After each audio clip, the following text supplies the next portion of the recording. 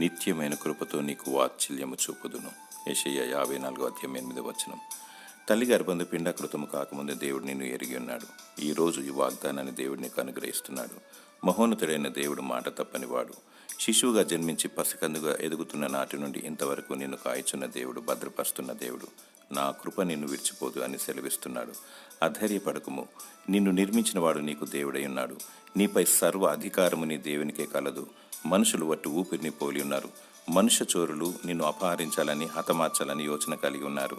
నీ శత్రువులను ప్రేమించుము, క్షమించుము, ప్రార్థించుము, వారిని దీవించుము. దుష్ట తలంపులు లయమైపోవాలని, దురాత్మను కాల్చివేయాలని ప్రార్థించుము. సత్యమైన దట్టిని కట్టుకో, విశ్వాసమైన డాల్ను పట్టుకో, నీతి అయిన మైమరు తొడుగుకో.